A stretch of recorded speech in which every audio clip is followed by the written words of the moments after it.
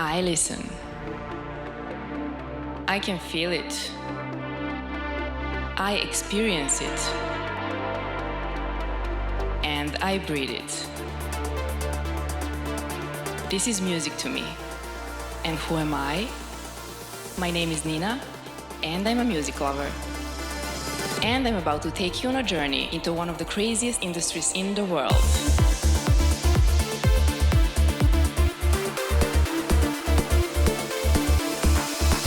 This is Connected by Frequency.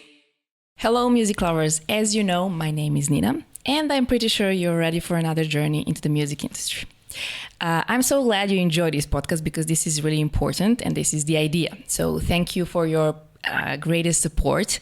And another great support I need to thank for is the one that comes from this studio. Infinity Lighthouse team believes in me from the beginning and provides the best production and recording services as you see as a great result. So thank you guys for that.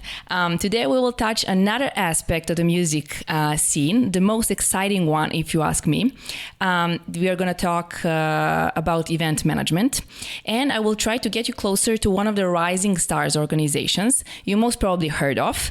And all together, we will try to explain to everyone how exciting and stressful at the same time their job is, what you need to run the perfect festival, and all the obstacles they face daily. But before I show you who is coming to the studio, I have to ask you to make this easier for me via Patreon or PayPal donations. All the details are in the video description and on the Connected by Frequency Facebook page. What I'm doing is not effortless, even if I'm enjoying doing it, and definitely not for free. So this is where and why I need your kind support. And please, if you haven't subscribed to my YouTube channel, make sure to do it and do it now. Also, of course, like, share this video and leave a comment if you have anything nice to say, because all of that counts and I will for sure appreciate it. Thank you. I'm delighted to welcome these creative minds live in the studio. I wanted to bring them all, but we don't have enough space over here, first of all, and they're super busy these days. So this is why we made some small changes, and we will talk, three of us actually, we'll talk and sit in a different area regarding the studio, because they need to feel comfortable, first of all. So how to announce these brilliant boys? Well, they brought something new, something unique, something different that leaves you speechless every single time. If you ask them, they will say they film and organize unique music events at most beautiful locations around the world. But if you ask me, I will say it is all about experience. The experience you cannot live at any party or festival around the globe. For now, they organized 22 live events, and 7 out of those 22 were actually done during the pandemic, and more than 5 one-man shows in some amazing places, as I mentioned before, where they invited some well-known artists to be part of this project. Their name is Timecode. They are from Serbia. They are my friends, ex-co-workers, let's call it that way. And they are about to show you who they actually are and how they make your mind blow. So welcome, boys. Welcome to Connected by Frequency family. Hello, Nina. Hello, Nina. Thank you for your kind words. Thank you for inviting us. Yeah, you're welcome. You're very welcome. So tell me, first of all, how's life at the Timecode office right now? Now it's really busy. Yeah, we are planning our future, but it's like crazy times, and but we are all here, and we are doing what we did in the past, but now it's like really harder. Very hard, so we are more focused on changes in the music world. So yeah, it's busy. It's a full-time job, so crazy. Yeah, I think those changes are something normal. Yeah, okay. But these days, actually, we get used to this situation, but you know, there comes a day where you're like, come on. Yeah. So give me a break a little bit. Yeah. Get used to actually. Hey, we are an event. Okay, we need this license. This. Okay, can we fly? Is it the country closed, etc. we get used to, which is we shouldn't. Yeah. We shouldn't. We can't remember how was it in the past. Yeah, But it is a challenge you accepted. Yeah. Because you need it. Yeah, we know. We know. We The don't whole know. world We don't is, know. We believe that this will pass. Yeah, it And will pass. Yeah. soon, Yeah. I hope. Okay, so let's introduce you guys to the crowd. So in front of me, we have Dimitri. Or Dimi, or Dimitri. I don't know how you like it because we call you Dimi. Okay. And Ivan. Klein. Okay, Klein, yeah. Okay, Klein, yeah. Second time. Yeah, exactly the same. All right, so together with the third guy who unfortunately couldn't be here with us today, whose name is Milos, they formed the Timecode organization. And they are key persons of this organization. So Dimi is the CEO and head of communication, and a guy that will make any event at any location possible to organize. Ivan is the art director, so all those amazing videos you watch on YouTube are made by him, thanks to the crew who does the recording, of course. Of course, yeah. We need to mention that. And Milos is a production manager, or the man for everything, if you ask me, because he deals with sound system, the lights, show design, logistics, and some other stuff as well during the event. But what is mutual for all of you guys is actually your background. So you have a DJ background, right? Yeah. So can you please introduce us how your music journey started? Go first, yeah. I think you have like maybe longer. Like, Yeah, maybe career. I don't know the year when it started, but I was playing football, and then I think I was high school or something like that. I began to produce music. I first became music producer, and then later, like 2 years later, I became a DJ because it's like a natural thing to do, to present my music and what I love. So that's my background. I really loved music and I didn't plan to go to create something like Timecode. That's created.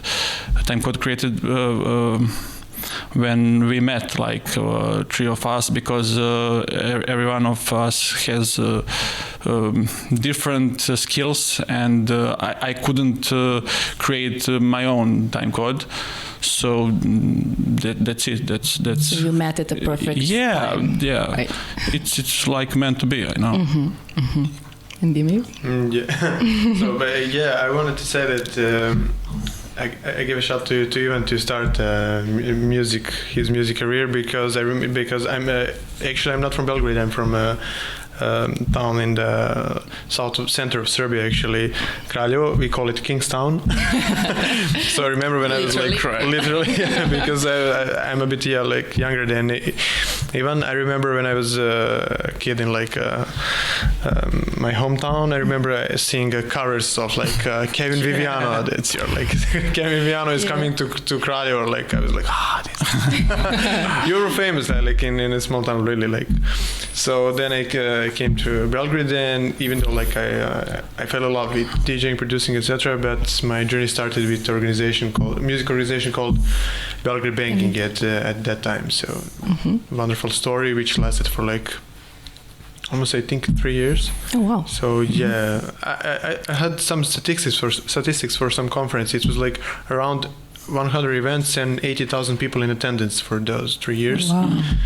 So yeah, we were like unofficial best event organization of the region. So it was like kind of cool, because we were 20, 21, something like that. So, and luckily that's where I met Ivan as Kevin Vivian. And Milos was there. And He was a DJ. Yeah. Yeah, Milos was the let's say music director, the resident DJ of the very first day of Belgrade Banking. Yeah. And in one moment I met Ivan, and I think you played. Yeah, I played I played one. Yeah, in Plastic and in Mixer House. Mixer House, yeah. With Milos. With Milos. Back to back. Wow. Yeah. So that's actually we met in 2000. 13, 14, Yeah, something 13, like that. 14, and like a couple of years later, like here we are. Okay. So that's actually one of the best things in Belgrade, that I met those two guys. And journey began. Yeah. And journey began, yeah. Okay, so the organization is active for 3 years, more than 3 years now, right? 3 and To be honest, it was in 1st of July is the Timecode birthday, so like 2017. Yeah, no, so 2018, 18. 18? Yeah. 18, it's 3 years. Yeah. Okay. Yeah.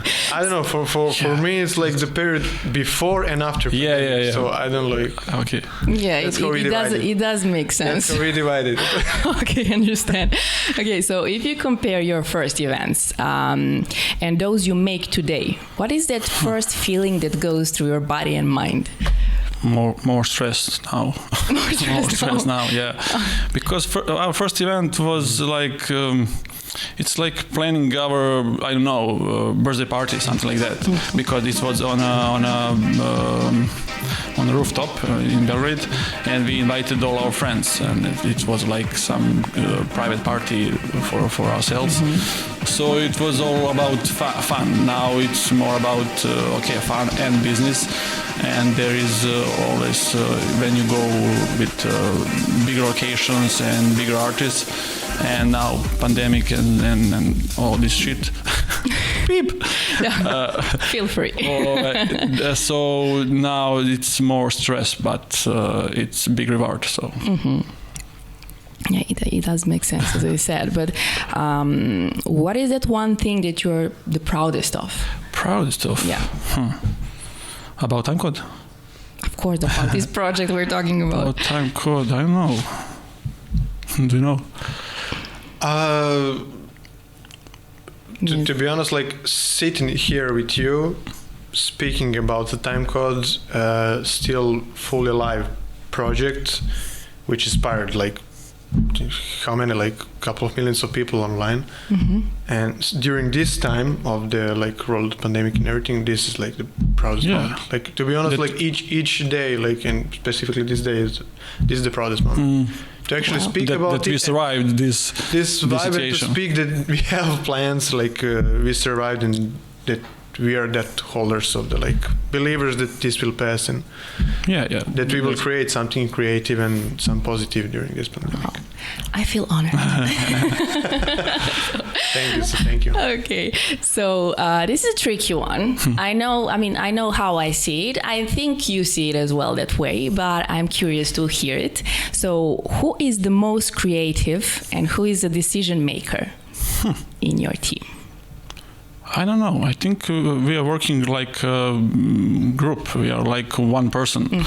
And of course, sometimes one person have great idea, some person have bad idea, and we like told him, no, that's bad idea. But it's not like one man is for creative part and one man is for decision. Because, I'm art director, but every day Dimi comes to me and say to me like, I think this is better looking, this is beautiful location and something like that.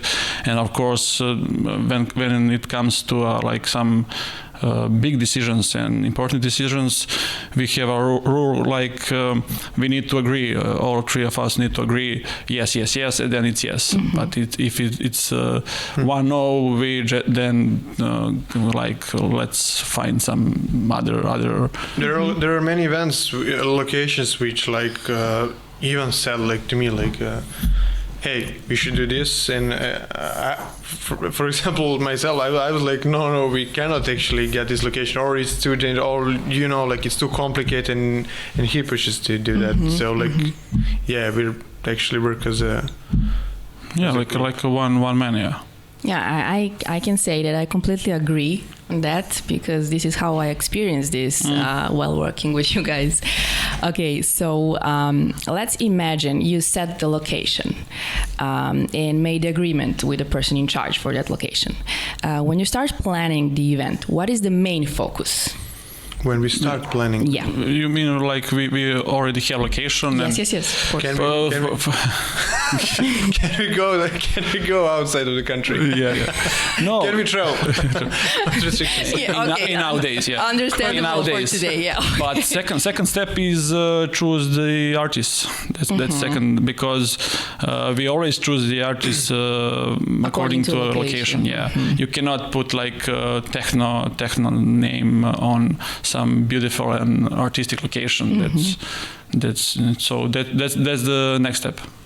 So and of course there is a business plan. Always. we are bad there. Everything is about the business plan. Without that, yeah, but I mean it's different, because I think in some other event organization the business plan comes first, and the business plan like, okay, we have that amount of money, how to make money, okay, leave this, and then but in Timecode we try to do it like we want, and then at the end there is a business plan and like how to make money to create this. We do not leave something. We do not like we always get best sound system. We always get we do not, if location is for for 500 people, we do not put there 600 people so we can earn more money. We like said 500 is the maximum, and that's it. So we do not like trying to from the start to make money. We like at the end trying to figure out how to make the money to realize this. So that's interesting. For some people it's not too logical, but if you see it that way, that actually is. Well, from some perspective, we will say like, okay, like driven by passion, but actually we can say that so like in that way. We're like, okay, location requires this or this. Okay, let's first create a timeless moment. Of course we want to have a business plan because we need to operate it to organize more events, but our focus is not like, hey, let's organize a massive event, sell tickets, etc. That's not the point. We wouldn't be here like for the past 3 years. True. Okay, so until now you organized 22 live events, if I'm not mistaken. You know better. Yeah, you know better than us. I did make count. I think you're right. 22. I think extended 22 was live, not one mention. 20 extended was 20 event. Extended counted. Extended was like as 5 events in one event. So okay. 22 events. Okay. In terms of stress.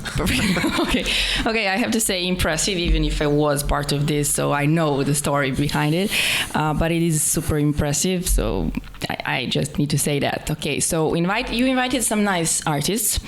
I'm just gonna name a couple of those names, like Hidden Empire, Finebassen, Adana Twins, Matame, Elke Klein, Matador, Hosh, Dennis Cruz, and so on and so on. The list is pretty long. So which one was the most challenging one for you, and why? Artists. In which way? Yes, which event actually? Not artist. Challenging, it was extended, for sure. No, it's extended because it's a festival.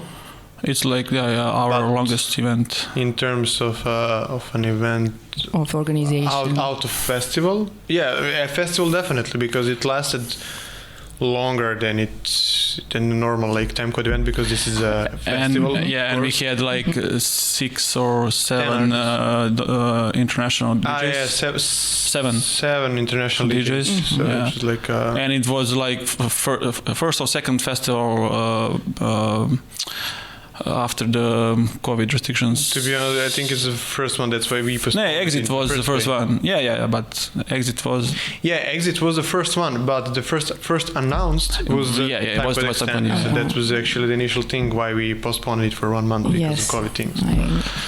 But other ones, but other ones, I don't know. Other ones, maybe Matame. Maybe the biggest one. I think the Matame was which one was it? Galamagdon. Yeah, that's your favorite. Yeah, it's one of my favorites. Actually, it was the first one. We met there. It was the first one I attended. Yeah, she was there. Yeah. Yeah, that was the complicated one. Yeah, I think of rain. Matame was more complicated. It was. I remember it pretty well, and I can definitely agree on that because it was complicated in a lot of different reasons. Not because it was cancelled and then postponed. It was postponed because of COVID. Then measures. A lot of things. Yeah, that event was made for a bit for more people than the number of people in the video. But during the COVID restrictions, we limited it for 500. So you can see in the video it's a location for like 2,000 people. But and there is a problem with travel. With Matame. Yeah, Matame. Invitation letter. The guys are from Bergamo, and Bergamo is like the mostly affected. At that moment, And also, I think also after all, like 365 days, we choose the date in September. September 19th. When the marathon was happening, and believe or not, like the guys, how they explained, the guys running the marathon, they had something like on their leg, GPS like watch on their hand, and because they need to go through the certain like route, which goes directly beside the monument. And like 2 hours before our event. And if they change the location, it beeps. So like. We need to figure out how to make them to like. That was challenging event. Yeah, maybe the. But what about Matador, for example? Complicated in terms of COVID again. In terms of production, everything easy. Easy. But in terms of COVID, so a lot of, to be honest, like 22 events. 22 guys. And 7 during the COVID. Yes, like a third of them like was during the COVID. The last one before was before pandemic. What was the last one? I think it was in December. It was December. Was it a bit no. No. White Palace. No. White Palace. Guys. That was a great event. Yeah. Guys in White Palace. Koius was the first one. During COVID. Yeah. Okay, so speaking of the event size, your focus is not a massive form. So you organized events for 300 to 1,000 people, depending, of course, on the location. Of course, COVID helped with this a little bit because, of course, some events would be a bit bigger for sure, but your focus is not to be a massive event. But what do you actually think defines people who are attending your events? Because I think you are the ones who shape your followers. Who are your followers actually? Who are mostly many followers on the event or like online? On events. On an event, everybody. There is a mix of people, but the main group, how I see it, is the people around my age, so 30 and plus, and that's like a little older people. So. They done, Okay. They done, but thank you. They had they in the past they went on the raves and something like that, and now they are like have their jobs and need to be at the office tomorrow at 9 a.m. So our events are from I think most of them are from 4 p.m. 4 or 5. 4 or 5 p.m. until midnight. Actually, so that's the main group. Like I don't know how to define that group of people. That is pretty good if you're old. No, it's like 25 plus, something like that. It's actually a bit. And they need something new, something fresh, and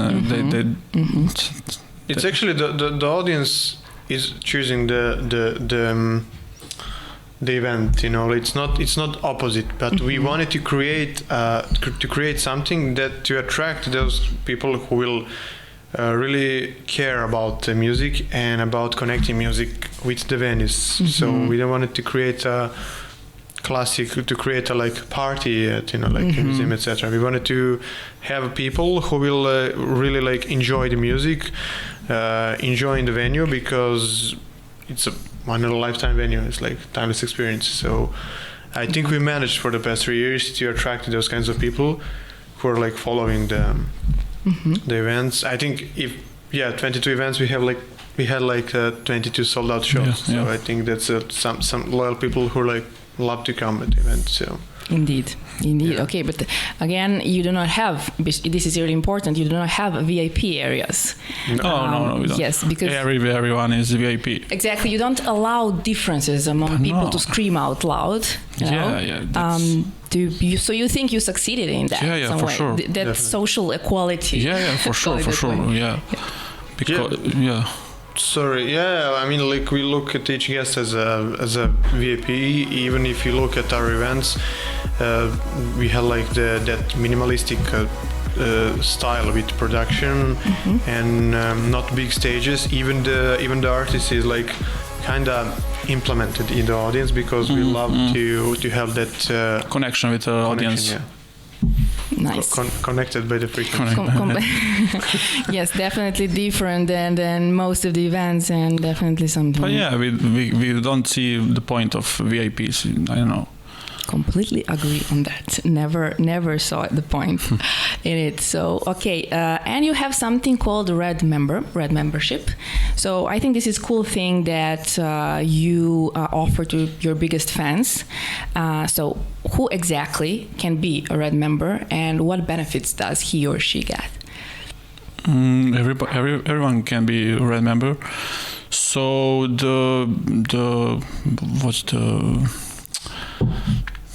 So we're about to remember. What they get like. How to get a Red member? What benefits they get? Basically, Red member. I wanted to say like how it came. The Red member is like for those kinds of people who because regular. We announced event after event, and because you mentioned that it's a smaller capacity, let's say it like that way, and it's always a sold out. So there's people who like would love to attend each event, and we see the guests from past events. Present events again and again, so we wanted to like create some, let's say like loyalty card, and to invite the people to be a Red member and to have an opportunity to be at I think 11 events. 11 events with a lot of benefits on the events, etc. So the Red membership card is like created for the people who are like most loyal to a Timecode and who love to attend each Timecode. Like, so. I think your fans are already familiar with this, and a lot of those Red members are active for sure. If you did not yet, you can always check it on their website. Okay, so again, you're not a typical organization, as we said, or a festival. So you're something new, something fresh music lovers need to experience. Because there is that hunger for attending something timeless and unique. And timeless is something definitely that you want to provide to every single person at your event. And locations you choose definitely can wake up those feelings in people. So how do you decide where your next event or events will take place so people can feel special in some way? So we start like scouting locations, and we have a rule like when we go first time at some location, if we go there like for first time and we saw that location and like wow, this is crazy location for the event, that's the location we choose. But if we go there and like feel nothing, we pass that location. And in past we had both situations, and some people always like asking us why you do not do event here. So we just like said that there is no vibe, that we are looking for. So yeah, that's it. Like, so you can say that that crucial aspect when choosing it is actually that vibe. That you feel. Yeah, because you're inviting the guests for the first time there, and they need to have like same reactions. It's like an instant visualization. When you see an event, you imagine like a music there, and you see or not. If you're speaking an event without an audience, so basically it's like you visualize it and you say like, okay, this is something worth filming, worth like watching by millions of people. There's also a aesthetic side of the location. Is it beautiful for the filming? And there is some logistical also, like, is it good for the sound? Is it good for the, I don't know, toilets, something like that. It's easy to get the equipment. Yeah, logistical like obstacles, but that's like final decisions are based on is it logistical. If we have that wow effect, we want to personally we want to transfer that. Mm-hmm. Yeah. If we don't have it, we don't feel it. We don't. No one will feel it. Yeah. And it's not the same when you see some location on a video or image. Mm-hmm. So you need to go in person. Okay, sounds good. Okay, so let's touch the most interesting topic of them all, if you ask me. So it is video production, of course. So how many people are involved in recording during one event? Even this is a question for you, first of all, because you're the key person for video production. It's between... sometimes there is a minimum 3 and maximum 8 or 9 people, because in these days we have like a new drone. It's a FPV drone, and that's why we have a new crew member. But basically is like our team with 8 guys who they've been involved in last 2 years, I think. Yeah, that same team. It's an amazing. Yeah. It's amazing, but guys, who and are we are they? like. What they do? What they do? Yeah. What kind of recording? What kind of cameras? We have basically something like Sony cameras, but they are like we have always. 2 or 3 camera guys who are at the crowd or near the stage. We have 2 drones. One is Inspired 2 drone, and one is FPV drone. So basically, and there is 2 or 3 static cameras. So sometimes there is like 10 points of view of event, and it's hard to edit, but more the better. More better, definitely. Okay, so the result we see on YouTube channel is actually made by you and only you. Yeah. How did this process go actually? I don't know, because I'm mainly audio guy. I've been in audio my whole life, and I had like a small touch with video in my college, but nothing serious. And then somehow I get interested in videos, and then I wanted to create something new for the people who love to listen music, not just like play some mix. I wanted to how to say. To find a way to combine music and audio, so they can like have some new feelings when they listen to their favorite DJs. So yeah, that's. I must say, sorry, but I must say that you're like super humble, because he is creating a great videos, like watched by inspired millions of people. So like you're creating a good videos, but he's super humble right now. I'm just listening. It's always he's always like this. I don't know. I know. Respect, but you're creating. I'm always thinking like amazing videos. I need to get like can be better or something like that, and so yeah. Like every professional. I know that the cool video when my mom and dad was watching video and said like, "Hey, who filmed this?" And he said like, "We filmed." Yeah, but you invited us. No, we filmed it. So that's how I know like it's a cool video, because they don't believe we made it ourselves. Yeah, it's like it did not. It wasn't made over here. You're like, it's like some international recording or. You have Elke Klein doing a video. Exactly. How many organizations around the world have Elke Klein doing a video? What else do you want? Thank you, guys. Okay, so but what is your biggest focus? Are you focusing on colors? Are you focusing on DJs, crowds? Yeah, everything. You need to have like always. You need to find the perfect cut, because sometimes it's like emotional break or something like, or powerful drop. So you need to find like some powerful cut for that moment. And I don't know. The main focus is okay. It is the location.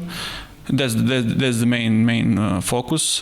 Then the artists and the emotions of the artist when he's playing his set.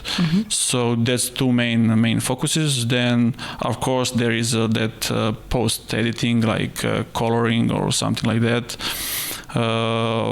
So that's like three main focuses.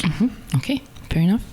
So this is actually what a lot of people from abroad that I met while working with you guys, and that I also know from before, say for those videos, like they are professional at its finest.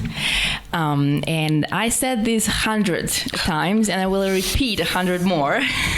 You need to really love something to be that good at it. And even you are more than good. I didn't know that I loved so much the video. I didn't know. I just like first time we did our video at first event. First event. Yeah, I don't know how we decide. Like I will do everything about the video. Can you remember? Yeah. That was like everything was natural. You know, Like, everything was like natural because okay, I had some because in the past when I was a DJ, I did my own promo videos and something like that. Yeah, I know that, but I wasn't like a professional video guy. Yeah, so luckily also I need to mention I have great video guys who knows their cameras, who know what we need, what we're looking for. Our drone pilots, I do not need to tell them like I need this shot. They know that. So we are like great team, and that nothing was like planned. I want this guy, I want that guy. There is one specific thing I have to mention as a guy from music industry.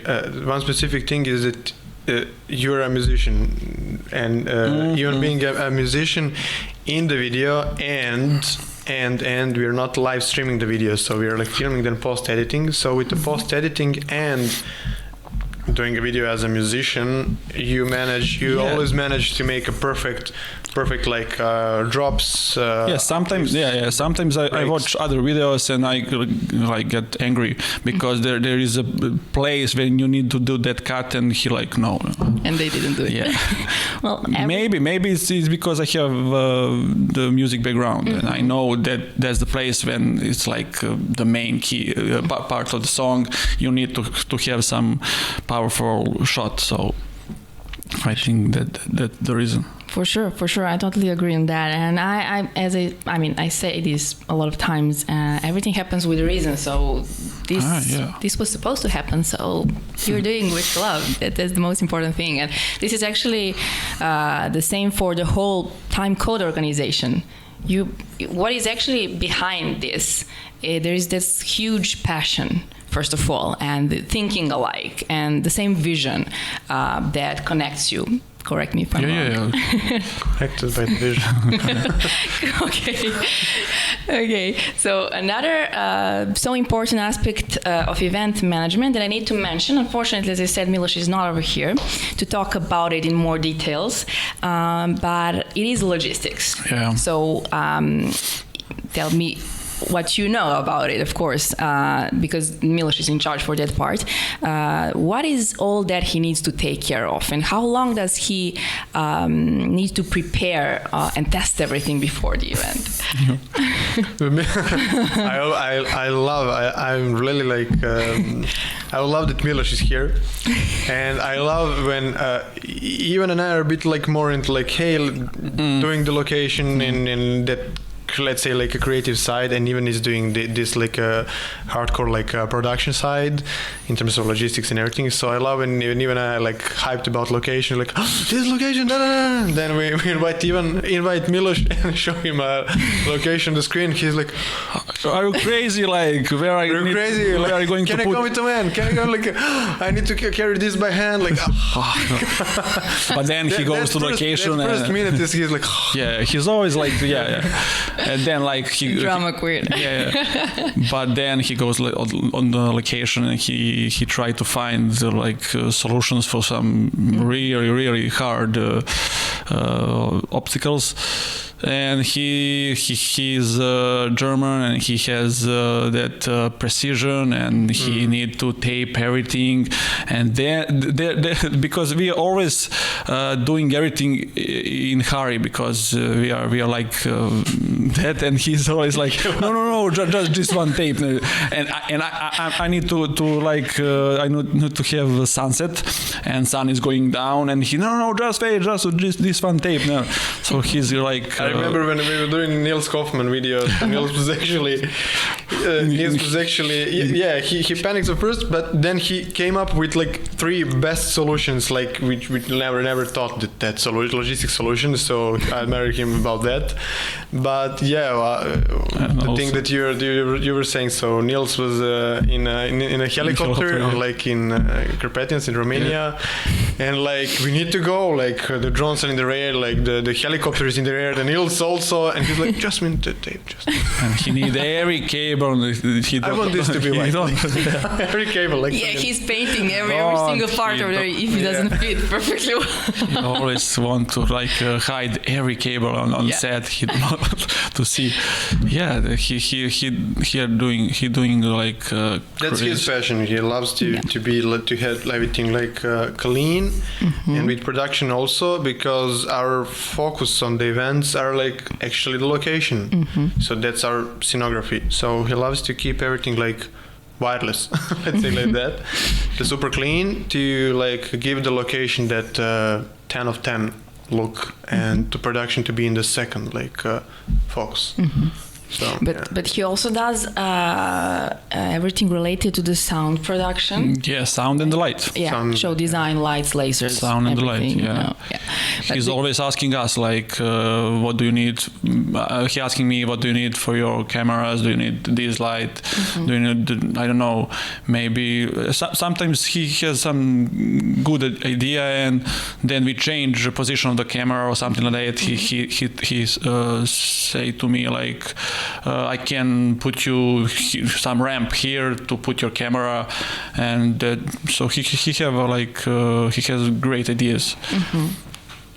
Okay, perfect. Okay, so how many do you actually know how many people does he cooperate with during the event to make it possible to organize? I mean, as from the production, from the production. Well, yeah. Production. I mean, it depends from the location. From location to location. So like, yeah. But there is like production team. There is staff in the bar. Production and bar team are the most like with the security also. The biggest team.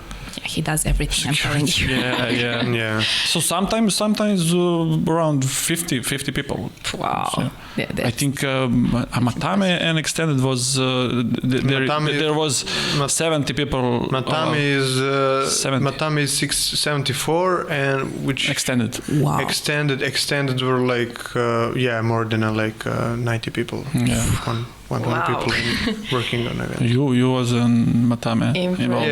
Yeah, I was at every event. 75. However, pretty impressive. But let's talk about facts and figures generally speaking. How many people are actually part of Timecode team? Do you have this part in your of mind? The office? Not only the office, everything. Everything? Yeah. Did you ever count that? You're a part of the Timecode team. Everyone is a part of the Timecode team. I don't know how many. I was. Yeah, actually, they're like. Are we counting like camera guys and yeah? I don't know. I think it's more than 30. I mean, I think. Yeah. More than 30 people. More than 30?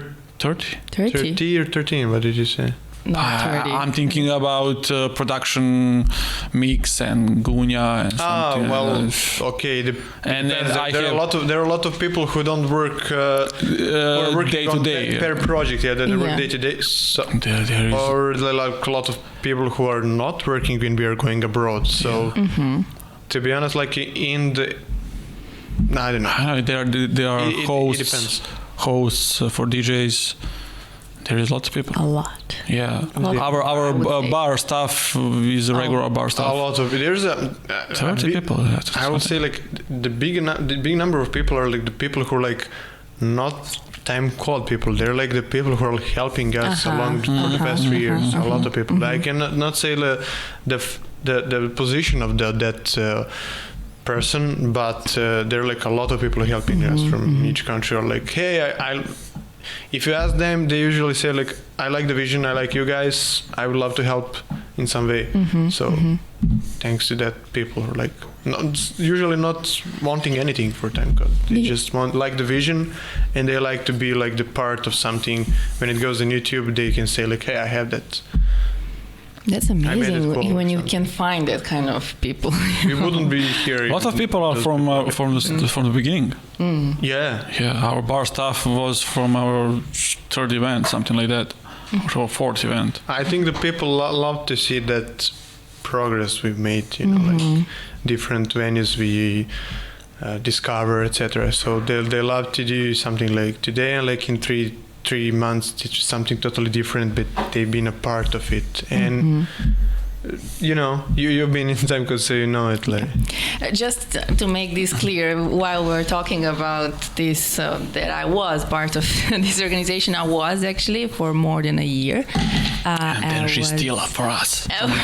No, I was working as a PR and community manager and also hospitality manager. I have to say it was my great pleasure to be part of this amazing team and also to host some amazing artists. And I also actually stay in touch with a lot of those people, which is pretty good. You host Erke Klein, Matador. This is the reason why he was the first Matador, guest on this podcast. Yeah, Matador and Matame and everything from Abur. Abur was the first one. Yep. Okay. So also important to mention, Vukasin is also a new guy in your team. He joined about 6 months ago, and it would be nice to have him over here as well, but he was super busy. But he is working there as a project manager. He is someone who is actually in the industry for so long. So when it comes to event management, of course, I have no idea how many events he organized, and I have no idea how many big artists were part of those events. But what I can definitely say is that his great experience is something that can make Timecode even better, if you agree on that. It seems for me that you understood each other immediately. And he is there to spicy it up a little bit with his experience and creativity. Am I right? Yeah. Mostly with I will say like mostly with his attitude. So with a big disclaimer, I usually say like you will agree, like skills are cheap, passion is like priceless. Of course, skills is important, but his attitude in like in the team is something different, because he has that spark and fire, like which like doesn't matter like what he's doing, if he doesn't know something to do, like he will learn it in like a couple of days. So that's the thing. Yeah, he was definitely born for this job. He wanted something new, because he did like biggest events in Belgrade, Serbia. He did Boris Brejcha for, I don't know, 10,000 people. How much? 7,000 people. And he wanted something new. And when he came to Timecode, he was in event industry for like I think 8 years or maybe more.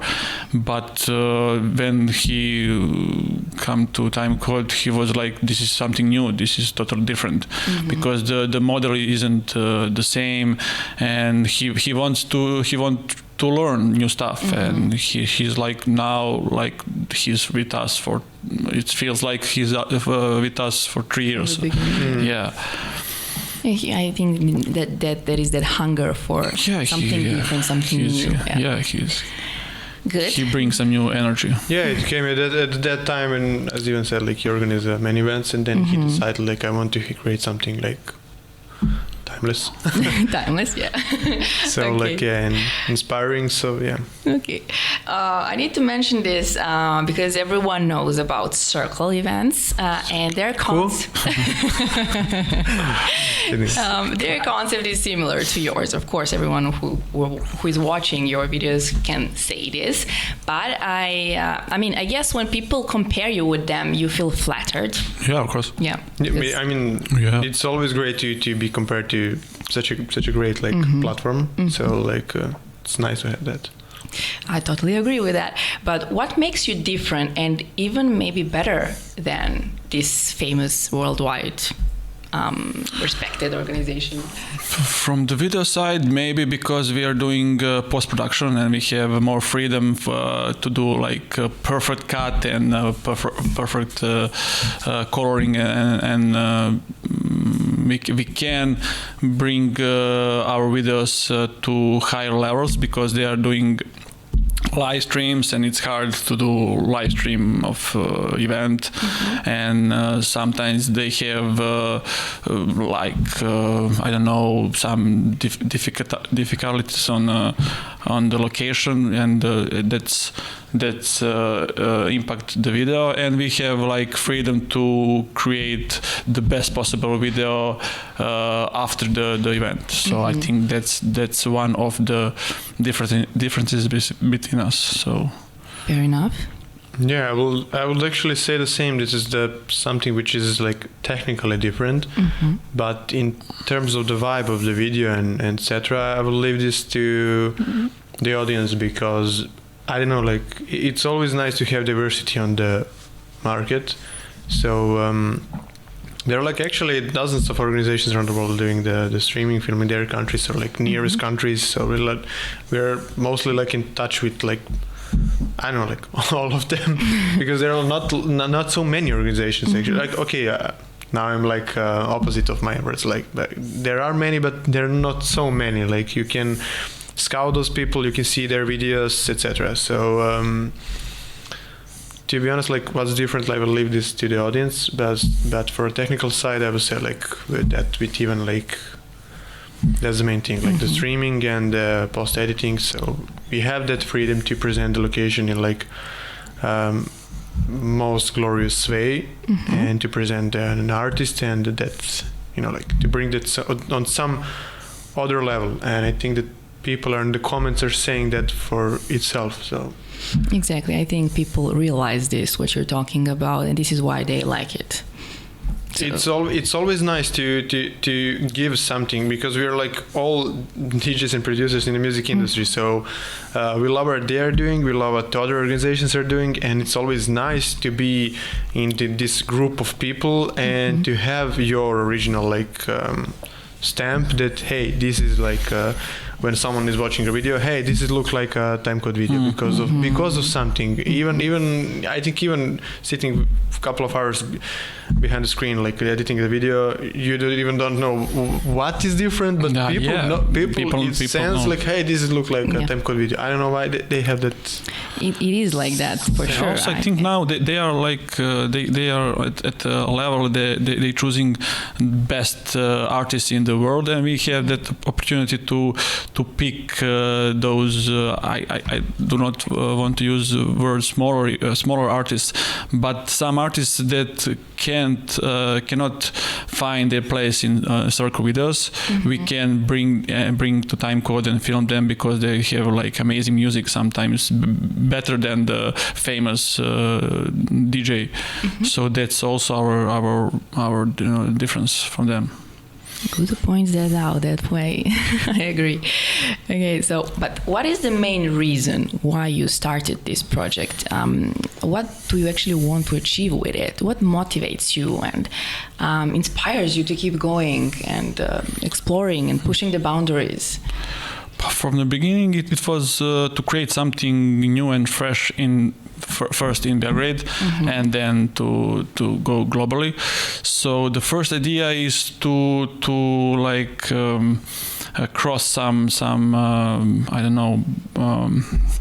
I want to change everything in the current music scene in Serbia. I think because we was the first organization to create like bigger events in daytime. It was always like night events in Belgrade, in some dark places, some hangars or something like that. Like you said, we do not have VIPs. We have only 2 hours open gates. So we wanted to change something in Belgrade, in Serbia, and later globally. So that's the main passion, to create something new, to create some new options for people in Serbia to go, like new events, new experience. That's the main reason we started here. And you succeeded in that. Luckily, yeah. Okay, you're also doing one-man shows, as we mentioned before. So you started this when pandemic started, of course. Logical. Before that, no, actually, we had like Minds and Machines in like. Oh yes. Yeah. Oh, okay, my mistake. Yeah, we had one. Yeah. Yes. Okay, that was a really amazing one. I Yeah. say I totally forgot about that one. That is one of my favorite videos. By the way. Yes, because of this amazing Music and the location. location. Yeah. First of all, yeah, And the music for was, yeah. sure. Yeah. Okay. So I have to say, I mean, those shows are definitely mind-blowing, especially those ones that you're doing right now. All of those locations are actually. Without the crowd, for sure. But they're like fairy tale stories. When you start watching it, like you're entering some fairy tale. I'm not joking. This is how people see it. But do you actually like to do it without the crowd and music lovers? Yes. Yes. Pretty much, yeah. Yeah. Yes. Yeah, it has that vibe because I don't know. It's amazing, you know. For example, the last video, Krk National Park with Jonas Albach in Croatia. It was like, you know, like coming to a national park which hosts like 10,000 people a day, and like coming to at 2 a.m. in the morning without like any like tourists or something, and like only like 12 people being there. Like how many? Yeah, 12 people. 12 people being there, and Jonas playing at the bridge. Only for like 12 people, so we had like our own like little concert.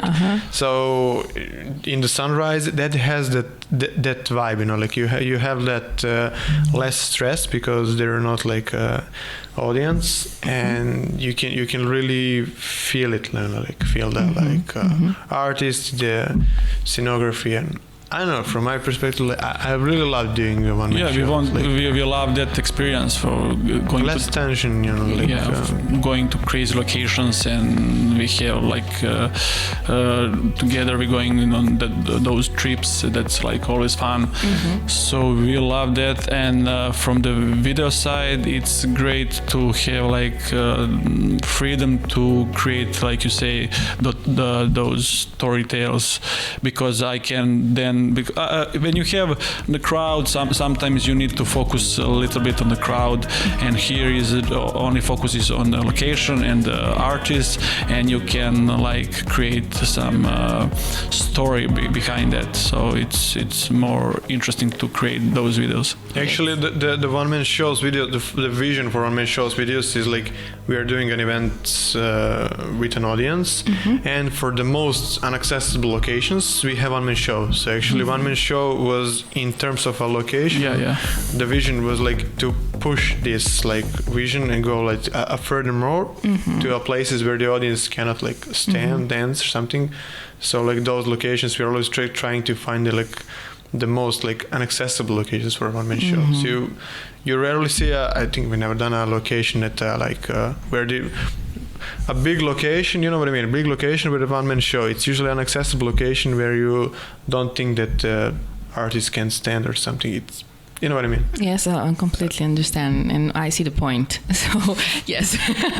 Okay, but nowadays, of course, you wanted to organize events with the crowd, but do you miss that communication and feedback that you get from the crowd and people attending your events? Of course, yeah. Of course, we love to. Every time when we have event with the crowd, we know basically 70% of people we already know at the event, because that are regular people. So there is always like nice words from them, like you're doing great things. You are like you're like there are always new ways to how to say. Help me.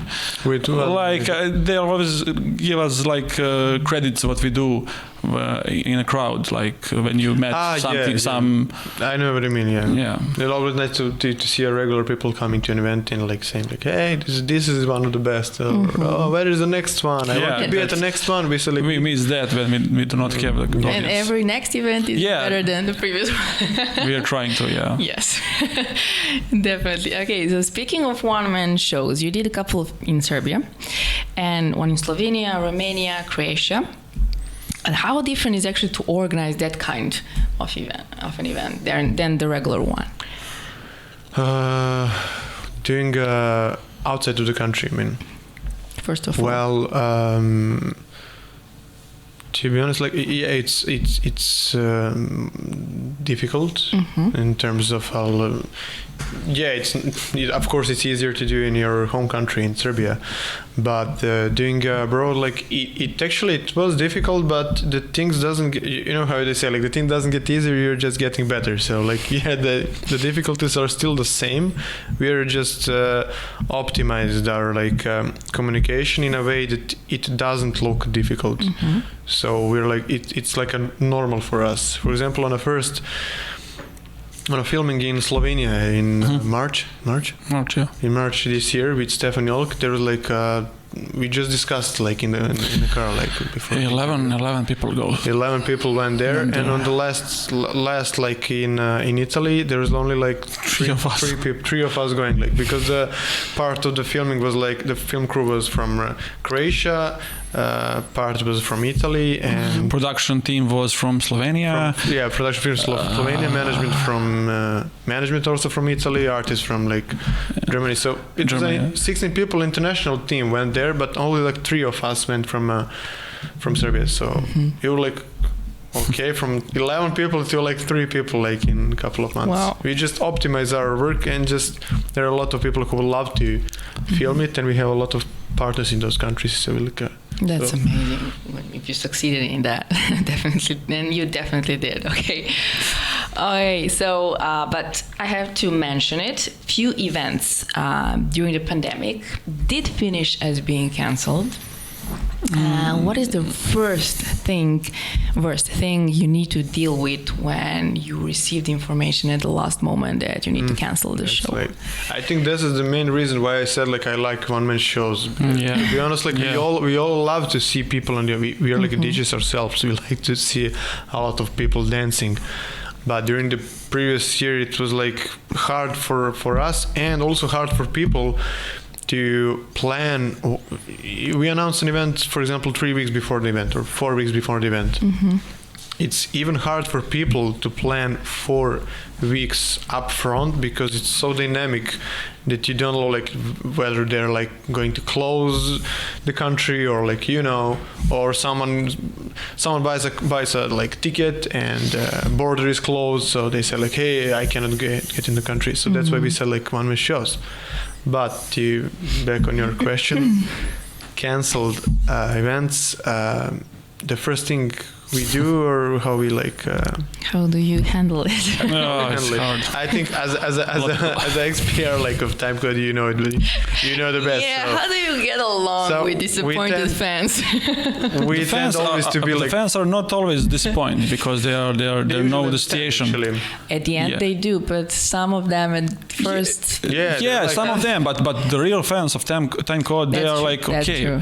So you always will have those people who are, I don't know, angry for some stupid reason, but our core team and our core audience understand, because this pandemic is not only in event industry, it's everywhere.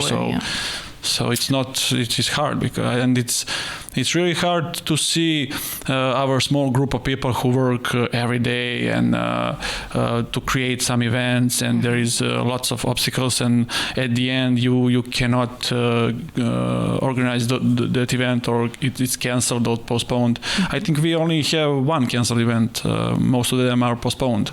Yes. Only the last one was cancelled. So we always try to find some new way to organize, or to change location, or to change the date, or to change some rules. I don't know. But the last thing when we do not have the thing to do is to cancel the show.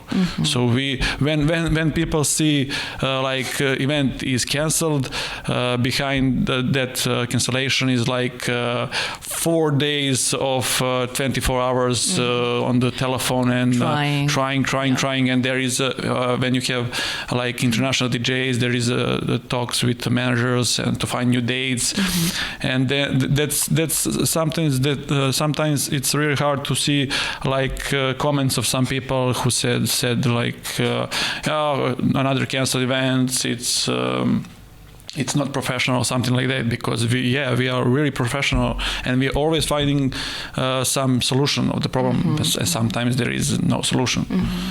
Yeah, indeed, unfortunately. The biggest problem was like extended, for example, because the most massive event. It was like you have like a sold out festival, then you need to postpone due to new measures. Due to new measures, which government announced like 7 days before happening. So we needed to postpone an event, and there like a lot of people understand, but there was like little number of people who are like, you postpone it because it's stupid I don't know, like a stupid reason or something. I really want to call it personally, this is a sold out show on a sunny weather. Why would we postpone it?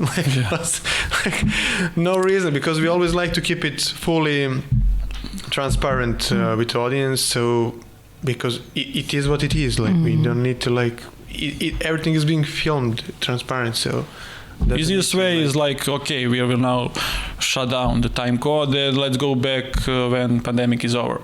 But we are trying to work in these hard conditions, and like I said, the core audience of Timecode understand the reasons why we postponed, why we canceled. So we are trying to create some already tough events in pandemic. So. Well, giving up is not an option. No, it's especially not. For you guys. No.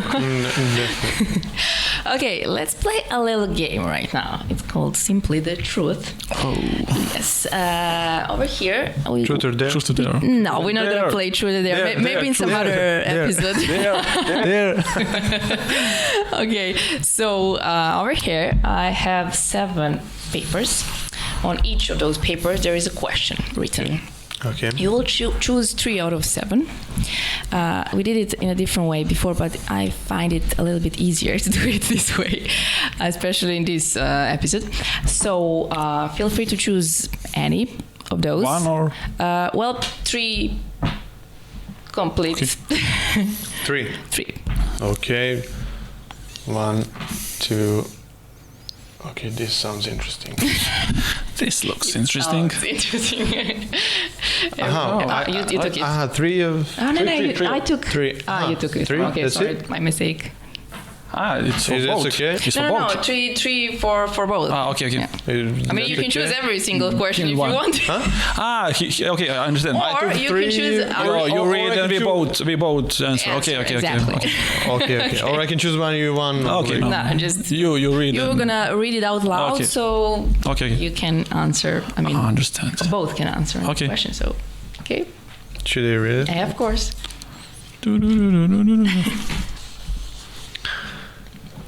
Okay. What, Nina? I'm kidding. Like, did I make a mistake? Okay. The biggest fear. Regarding timecode, Cancel the event. for me, it's Obvious. no. For me, is like losing my materials. That's the biggest fear. I check that's like 100 times. Sometimes I go home and then I go to the bed, but I woke up and like check is it all the cameras there, because like I said, sometimes there is a 10 or 9 or 10 cameras, and that's a lot of material, and if we lose that, so we lose the video. That's my biggest fear. Or something like I don't know, cancel our YouTube account. Oh my god. The biggest fear as a control freak guy, I must say, is the weather. Permissions. Permission. Yeah. No, we're the gonna weather. talk. The weather. We're gonna talk about The weather is number one thing, because even you can have like all the licenses on the world, like everyone can say like, yeah, we would love to come to the event, ministry will come to the event, and there is a rain. And to missing one paper, like I know Dimitri always before the event have like the stack of papers, and he always checks like this paper. Yeah, even on an event, I bring everything with me, like in the bag, like it's always like copied, every copy of the copy, and on the drive, just to have everything. But if there is a rain, I'm like, I use this paper to like tag myself. Like I was like, there's nothing I can do. The rain is The rain is like the thing that we cannot control, and the most important thing, even when it's people usually, some people don't understand that. Even if it's rain and it's summer and it can be like 50 degrees, we cannot like fly and operate and film an event that's a problem. during the rain. So it will be an event. You've been on our event, the first one. Yeah. It was a rainy one. Yeah. But we had a luck at that event, because the rain didn't fall like for 1.5 hour during the filming. During the filming, No, thank God for that. Sometimes it's inevitable on a festival. It was like inevitable. You cannot like, Okay, that's the biggest fear, definitely. The biggest fear, I definitely, understand like- that part. Okay, the second one. Okay, the second one. Okay, what is your favorite timecode event? Timecode event. Favorite timecode. Matame. For me is favorite. Matame. Yeah, for me Matame. Matame. Botanical garden is. Botanical garden, yeah, with Fina Bassen. And the video is Mind Machines at TV Tower Iriškėvėnas for me. That's the video. I don't know. I think we look at it. We have like different factors how we look at the favorite timecode event, and from video perspective, from this perspective. I don't know, like each of them has a story, but I think actually usually the most favorite ones are the ones that we like, the hardest ones. Yeah. So the hardest one is actually Matame. Matame was, because there was like a 14 months of negotiation and like. But the location and the video was great for that location. Actually, we the timecode won a competition as the best streaming video concept. Yeah. So was that one? The region. Was that fun? Yeah. Actually. So yeah, I think Matame definitely. Amazing. Okay. Okay. Next one. Last one. The last one. The last. 3. Wow. Then you answered. If you want to answer. Then you answer 3 questions. Okay. If you were not in timecode, where would you be? Oof, in a small cabin in a wood. something like that. Definitely. Yeah, Especially because during we those are not. crazy times. Yeah, we are not the guys who will work in some office 9 to 5. I don't know. But What would you do? You have to do I don't know. I really don't know. Because last 3 years, Timecode was our life.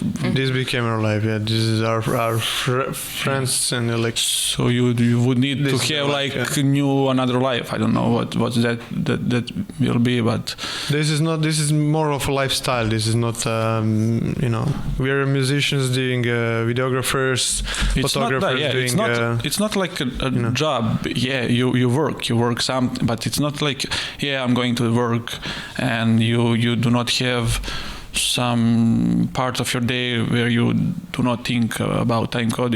It's not great to be like that, but it is. So without Timecode, like I said, I would be in the woods. Okay, I understand. I'm not going to torture you anymore. It's logical that you answer this I don't way. know. Yeah, definitely. Okay. That's a problem. Okay. Okay, let's continue with a couple of more questions. So, of course, the topic we all hate, COVID-19, and the impact on the event industry. How are you dealing with it? Yeah, I think we talked a lot about it. So We did, but what is the biggest challenge for you? Well, even though I don't know. It's a tough situation. Like a lot of people was sick, died, or because of COVID and everything. A lot of things are going on in the world. But for me, the biggest problem is you cannot plan something in the future. That's the biggest problem. Exactly. Because we have like talks every day with some crazy locations, or we have right in this moment we are in talks with 10 countries, maybe more. And when you everything great, and when you come to date and something like that, like we do not know. So you cannot plan anything. You cannot ask some artists, do you want to play there? On the other side, you have management. They asking us every day when do you want to work with my artist or something like that, and we cannot give them the answer because of that. We cannot plan. We have already locations, but we do not have the dates. I think that's the biggest challenge. When you have so many plans ruined because of it, and so many. It's not ruined. It's like postponed. Everything is postponed, and then. Okay. It's like the reason I stated before. A lot of people like got sick or something like that. Even though we organize an event during the pandemic, meaning, for example, on I don't know, like even for the festival, like the audience needed to be. We had it like COVID entrance, like or to have like PCR or antigen or a lot of things. Even though you have everything and you secure that your event is fully safe, you don't know that maybe in like 1 week the government will say, we changed our mind. No, let's shut it down. Even though the events are like actually the most affected, but in the other way, the most secured places around the world right now, to be honest, and the clubs also. They say like, hey, or no, we changed it. So, like that's tough.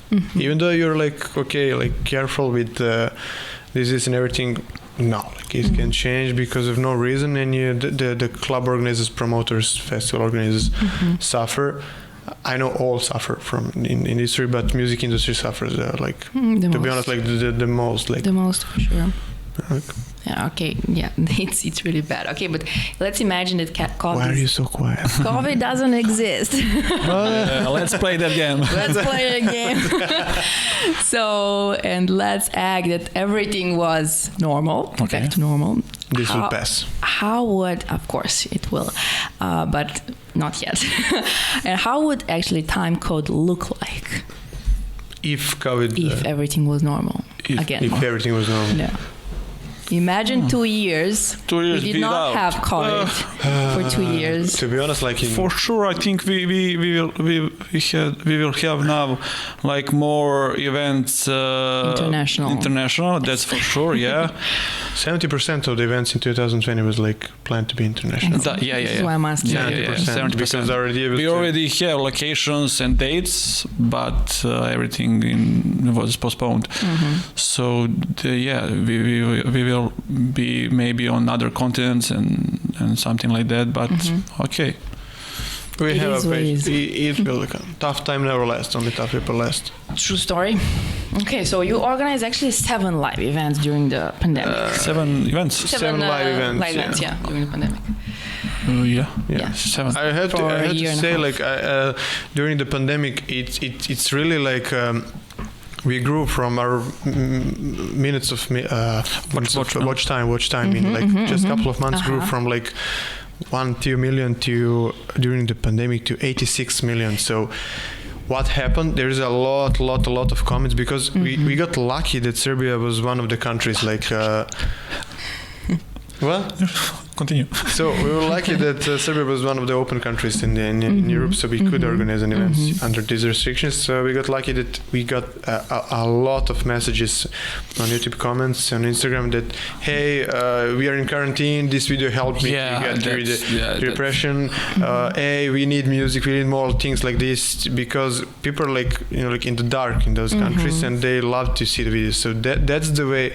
That's actually the time we saw that. What are we doing? It's nice to see a smile and everything, but to see a comment where the guy is depressed in his country, like not working, etc., and seeing a video of like 60 minutes and it makes him happy. That's the thing, like why we wanted to do this during the pandemic time. Yeah, I guess it became like a sanctuary for some people. Yes, for sure. Indeed, for sure. And I mean, that's impressive actually how the rise of Timecode on YouTube during these crazy times. Okay, so I mean, as you said, speaking of those live events that actually happen in Serbia, this can only happen in Serbia, I have to say this. And when you have Dimi as a person who deals with the government and non-government organizations and who will do anything literally to make it possible to happen, I'm telling you, when this guy imagines something, this needs to come to life. Okay. So huge respect to this guy. This is my Serbian mindset. Exactly, indeed. So what is actually the idea regarding the countries Timecode wants to cover? Do you have like a limit or is it worldwide idea? It's worldwide. It's a worldwide idea. We have actually a list of like all 195, 200 countries. Oh, wow. And like we have the locations in each country. It's a whole like big spreadsheet. We want to work on every continent. That's for sure. We call it the universe, so that's why we opened even. Yes, I wanted to mention this because sorry everyone. if I came up like. No. We even opened a project called Timecode Universe, where we invited people around the world to help us create a universe and to promote this beautiful planet with music. So there's a lot of people like commenting, sending us locations, wanting to help us from different continents. And to be honest, like we can't wait for this to pass so we can like operate on 100. But this time it's a bit hard, but tricky right now. Yeah, but actually anyone can propose something. Speaking of locations, they have something interesting in their mind. So guys, if you have something like that in your mind, please make sure to check Timecode website. It is a section suggest your location over there, or just go directly to timecode.com/universe. And guys, we'll check for sure if you have some nice ideas. You will make Vukashin happy. He loves to have like new ideas and new projects. Oh, perfect. Okay, so pandemic is for sure the biggest challenge nowadays. We said this a couple of times. But what about your general challenges? What do you usually face as obstacles before the event, during the event, and after the event?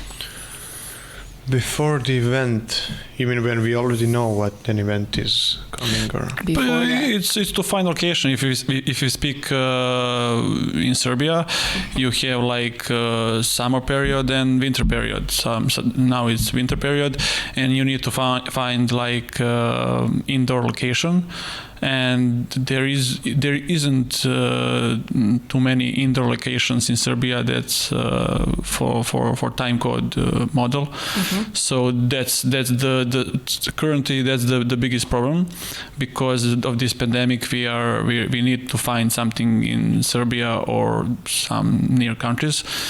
So yeah, before the event, that's the hardest thing to do, to find there's a lot of beautiful locations when you can go there with like 10 people, where you cannot logistically organize an event or film something. Or there is a beautiful location and the sound is poor there or something like that. Of course, organizing a one-man show in a museum is not kind of concept, because the video of 60 minutes in a museum, it's not that interesting. And we wouldn't like show the location in best possible way. That's the thing why we don't do one-man shows in indoor events.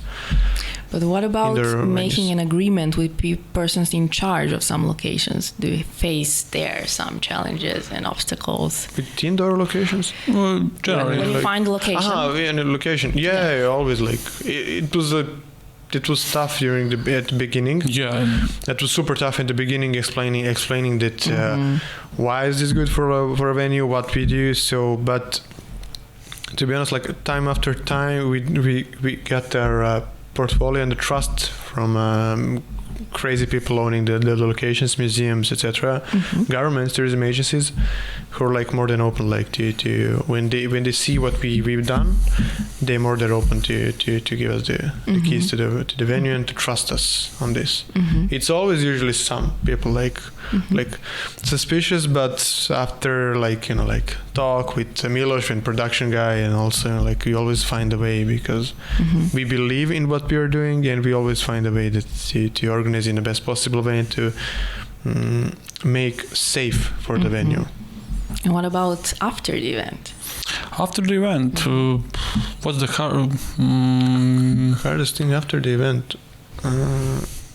Cleaning. To clean. Yeah, to clean the location. After the event is actually nothing. I don't know, like regarding all those obstacles that you faced before and during the event, of course there is nothing.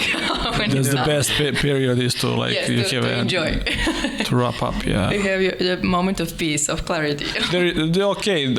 After event you have editing video, and that's my part, and it's really sometimes it's like you spend 10 hours a day in front of monitor. That's hard, but if you love it, yeah.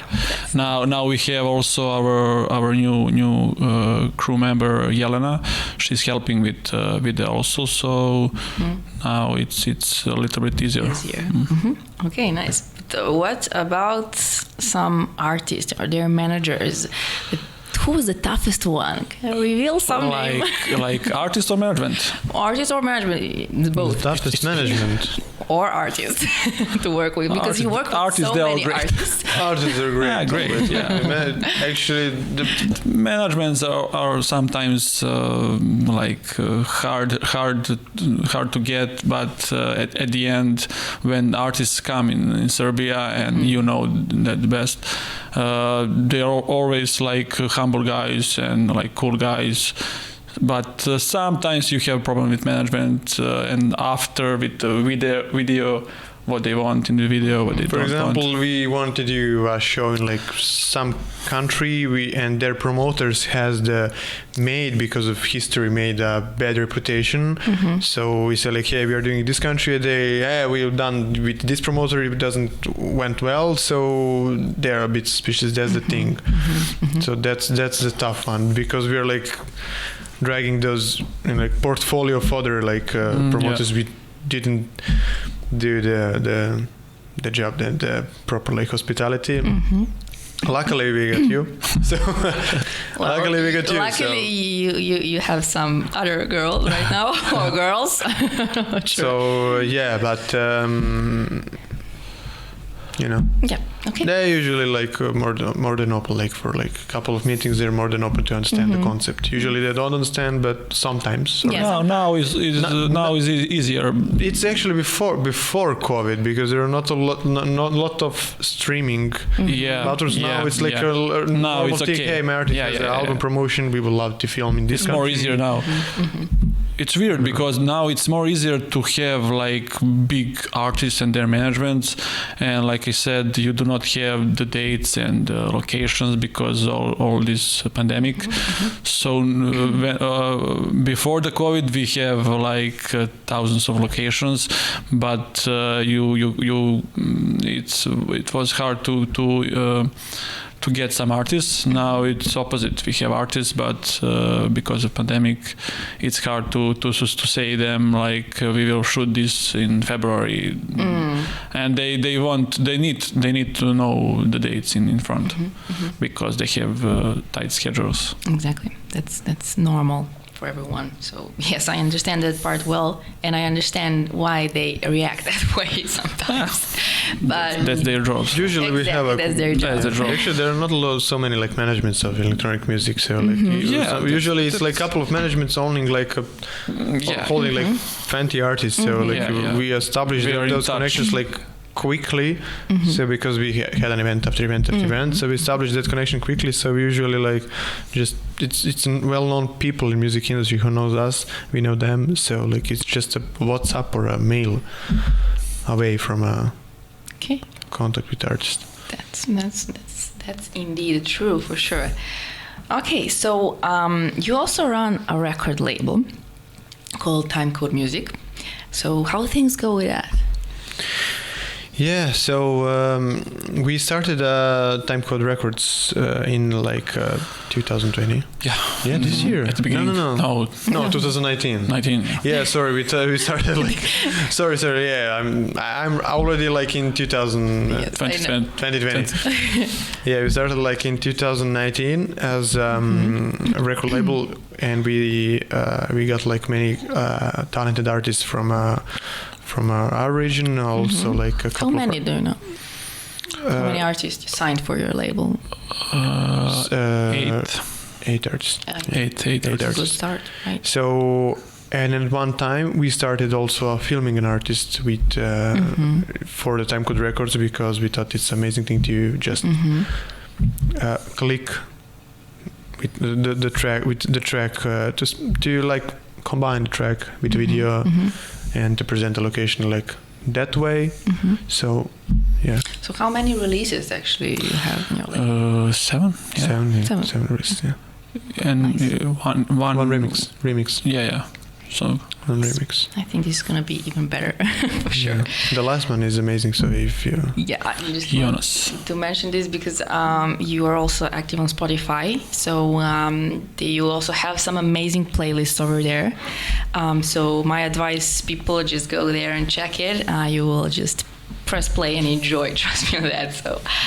Okay, so at the end, would you do me the honor and reveal some upcoming events? No. Oh, come on. you know that we are not speaking about our future events. I did not expect that answer. yeah. I mean, I did not expect that answer. So basically the plan is to go globally. That's the plan. So we cannot promise now what countries or what location, but the goal for the next year is to have maximum 4 events in Serbia. That's like maximum, maybe even 2 or 3 maybe, but the rest, like 80% of the events will be internationally, mainly in Europe, but we will. Europe. It's Europe. I'm kidding. Yeah, mainly it's in Europe, but there are like also like places in like other continents. So we will see, because it's easier for traveling. But who knows, like where we will. Yeah, this is the thing. We don't know anything. Yeah, subscribe for saying. Subscribe, yeah. Subscribe. Subscribe, yeah. Subscribe to Timecode YouTube channel. Okay, so well, I have to admit that I miss those rush moments during the event organization, and the atmosphere that everything needs to be set on time and in a proper way, and hosting artists and dealing with tons of followers and media platforms and media partners generally. So thank you for being here today. Live in the studio with me and sharing your journey into the music industry with everyone watching and listening. It was quite an adventurous chatting with you guys, as it always is, I have to say that. I hope you enjoyed it as I did. Yeah, we did. Yeah, we did. It was a nice wrap up actually. And yeah, this is like our second time that we did some interview. Yeah, we don't. Damn it! I'm not the first one. The second, the first one was on the radio. Yeah, so the local radio. Yeah, we tend not to go so much like to talk. We tend to like. We choose where to go. Yeah. Oh, I feel even more honored right now. So, I'm really glad that you enjoyed this. Thank you for inviting us. Yeah. Thank you for amazing questions. Like it's really nice to remember all those moments. You're very welcome. I'm really glad. Okay, so over here you see a poster. Okay, over here. And everyone who comes in the studio needs to leave their mark with their signature and fingerprint. Okay. So we will do this afterwards. And over here I have a small gift for you, because I want to thank you because you accepted my invitation to be part of this. Give me the bag. Okay. You can check it, of course, if you want right now. It's for both of you. If the size fits, yeah, of course. If the size is good, let me know. If it isn't, I don't care. I'm joking. We're gonna replace it. Hoodie. I'm L. It's not a hoodie. It's t-shirts. XL. No. XL. There is an L. Here's L. And there is an You're a XL. bigger guy. Yeah. Cool. Okay. He likes oversized. This is why I like did it I'm for small. Thank you. I assumed that you would Thank you, like Nini. that. You're welcome. Should we reveal it? Like, nice. If you want. Nice. So- Thank you. Thank you. So I wish you great success Also. with all the upcoming events and generally the project that you're running. I hope you finally go international Yeah. soon. Sooner. And you know that you will always have my biggest support for everything that you're thank doing. you. So thank you once again, Timmy and Ivan. And thanks to everyone watching and listening to this episode. I cannot wait to hear your impressions. Music lovers, so you know the drill. Below this video there is a like button, so don't be shy, click on it. And also, of course, leave a comment if you have anything nice to say or not. And share it with everyone you want, of course. And don't forget to subscribe. This is the most important thing to do. Subscribe on my YouTube channel first, and then subscribe on Timecode YouTube channel as well. And don't forget, we are all connected by frequency. Until next time, stay safe and have fun.